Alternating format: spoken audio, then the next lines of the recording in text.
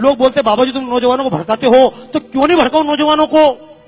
एक बार बताओ, पूरे देश के इतिहास में आज तक एक भी 50 साल के बुजुर्ग का नाम बताओ जिसको फांसी हुई हो? हुई क्या? एक का नाम बताओ। ये दिल्ली में बैठकर चिल्ला रहे हैं, बाला साहब पे भी चिल्लाएंगे, नरेंद्र मोदी भी चिल्लाएंगे, इन पे चिल्लाएंगे, संघ पे चिल्लाएंगे, ये सांप्रदायिक हैं, हमने देश को आजादी दिलाई। पर मैं चैलेंज करता हूं पूरे देश के और पूरे प्रदेश के, शिंदे साहब से सोनिया गांधी से लेकर यहां के मुख्यमंत्री तक, एक कांग्रेसी का नाम बताओ जिसको फांसी हुई हो। मैं चैलेंज कर रहा हूं भाई साहब। मैंने तो आरटीआई पूछा, पूरे देश में तुमने देश को आजादी दिलाई, लेकिन एक कांग्रेसी का नाम बताओ जिसको अंग्रेजों ने फांसी दी हो। अंग्रेजों ने केवल लाठी नहीं खाई, डंडे नहीं खाए, केवल मक्खन और अंडे खाए हैं। लेकिन समस्या है, इस देश का नौजवान भगत सिंह क्यों नहीं बनना चाहता? इस देश का नौजवान शिवाजी क्यों नहीं बनना चाहता? इस देश का नौजवान फांसी क्यों नहीं खाना चाहता? नौजवान को गाली देना आसान है, लेकिन कहूंगा दोस्तों, पूरे जीवन में महात्मा गांधी ने कभी एक डंडा खाया? बोलो हाँ या ना? नहीं खाया। जिन्होंने पूरे जीवन में डंडा नहीं खाया, उनके नाम से हमने 1 से लेकर 1000 तक के नोट चलाए, लेकिन जिस भगत सिंह ने फांसी खाई, उसके नाम से हमने 100 का नोट का चित्र नहीं छापा।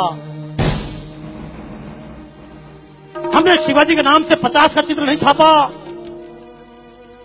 और सांप्रदायिकता की बात नहीं है, ये शिवसेना के मंच से खड़े होकर कहना चाहता हूं इस बात को, अशफाक उल्लाह की कुर्बानी भूलना हम पाएंगे।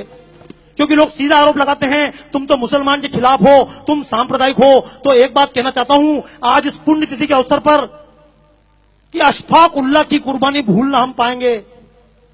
जब अशफाक उल्लाह खान लड़ रहा था आजादी के मैदान में, तो मुल्लों ने समझाया था, कठ मुल्लों ने, अरे अशफाक क्यों इसके लिए जान देते हो, तुम तो मुसलमान हो। तो अशफाक उल्लाह खान ने कहा था, कुछ आरजू नहीं है, बस आरजू यही है, रख दे कोई जरा सी खाके वतन कफन में। मर गया अशफाक उल्लाह खां। लेकिन ये मुसलमान के नाम से वोट लेने वालों ने आज तक अशफाक उल्लाह खां के नाम से 10 रुपए का नोट नहीं चलाया। इस देश की लड़कियां, झूठ मत बोलना, पूछना अपनी बच्चियों से, क्यों लव जिहाद के चक्कर में फंस जाती हैं? लक्ष्मीबाई नहीं बनना चाहती, जीजाबाई नहीं बनना चाहती, कैटरीना कैफ बनना चाहती, दीपिका पादुकोण बनना चाहती। क्यों? क्योंकि जिसने देश के लिए प्राण दिए, जो मैदान में लड़ते लड़ते मरी, उस लक्ष्मीबाई के नाम से हमने 1 रुपए का नोट नहीं चलाया। तो दोस्तों, मैं तो एक बात कहता हूं, सरकार नोट भगत सिंह के नाम से चलाए या ना चलाए, हमारे दिलों में छपना चाहिए या नहीं? कितने लोग तैयार हैं? तैयार हो? एक बात, क्यों आप लोग जान ही रहे हो वापस यार? मैं चक्कर में 25% निकल जाऊं, निकलोगे क्या?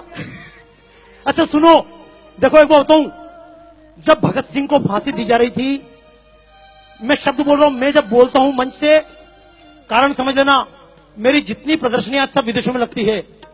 राजू निवल जी से बात चल रही थी, बाबा जी आपकी प्रदर्शनी लगाएं, तो मैंने कहा मेरी प्रदर्शनी भारत में नहीं लगती। बोले क्यों नहीं लगती है? मैंने कहा जब भारत में कोई बात बोलता हूं तो लोग बोलते तुम सांप्रदायिक हो, और जब अमेरिका में खड़े होकर बोलता हूं तो लोग बोलते बाबा जी आपने हमारी आंखें खोल दी। तो कारण समझना दोस्तों, जब महात्मा गांधी ने लॉर्ड इरविन से बातचीत की थी, समझौता हुआ था, तो लोगों ने कहा था महात्मा जी, भगत सिंह ने किसी की जान नहीं ली है, संसद भवन के कोने में बम फेंका है, किसी व्यक्ति पर नहीं फेंका।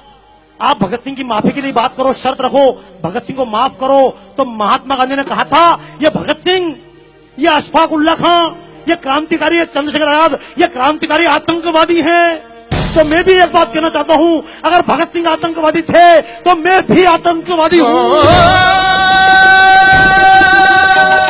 और ऐसे आतंकवादी देश के कोने कोने में पैदा करना चाहता हूं। क्यों? अगर भगत सिंह की तरह आतंकवादी देश में पैदा हो जाए, तो अफजल और कसाब जैसे आतंकवादी दिखाई, तो बोलो देश के नाम पे आतंकवादी बनना चाहते हो? अभी तक लोग मजहब के नाम पे आतंकवादी बने, जातियों के नाम पर आतंकवादी बने। हालांकि आतंक का मतलब यह नहीं कि बम लेकर निकल जाना, मारोगे किसको मारोगे? देशवासी को मारोगे क्या? लेकिन कम से कम और किसी को मारो मत मारो, अपने स्वार्थ को मार लेना। जब कभी वोट देने जाओ तो जाति देखकर वोट मत देना।